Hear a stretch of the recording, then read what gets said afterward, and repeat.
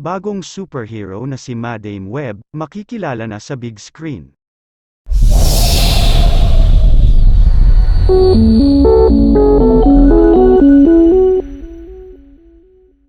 Kilalanin ang pinakabagong superhero sa mundo ng Spider-Man universe.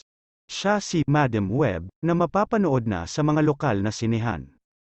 Ang bida riyan ay walang iba kundi ang sikat na 50 Shades star na si Dakota Johnson. Ang pelikulang Madame Web ay base sa Marvel Comics na mula sa direksyon ni S.J. Clarkson. Sa trailer, mapapanood ang taglay na superpowers na meron ang heroine. Bukod sa super strength kagaya ni Spider-Man, kaya niya rin makita ang future. Tiyak din na magbubuni ang mga kababaihan sa pelikula dahil may pagka-girl power ang peg ng action movie. Hindi lang kasi nag-iisa si Madame Web, may mabubuong grupo ng kababaihan na handa siyang tulungan sa kanyang laban at sila ay tila mga superheroes din. Sila ay gagampanan ng Hollywood stars na sina Sydney Sweeney, Emma Roberts at Adam Scott.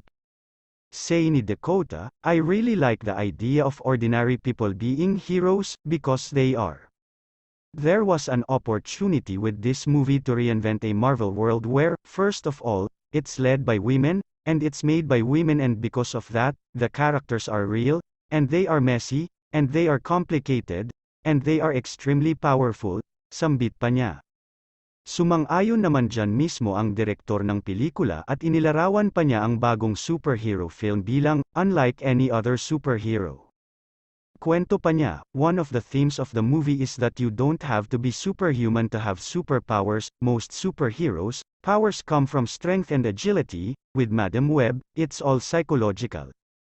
Ayon sa synopsis na inilabas ng Columbia Pictures, the suspense-driven thriller stars Dakota Johnson as Cassandra Webb, a paramedic in Manhattan who may have clairvoyant abilities. Forced to confront revelations about her past, she forges a relationship with three young women destined for powerful futures, if they can all survive a deadly present.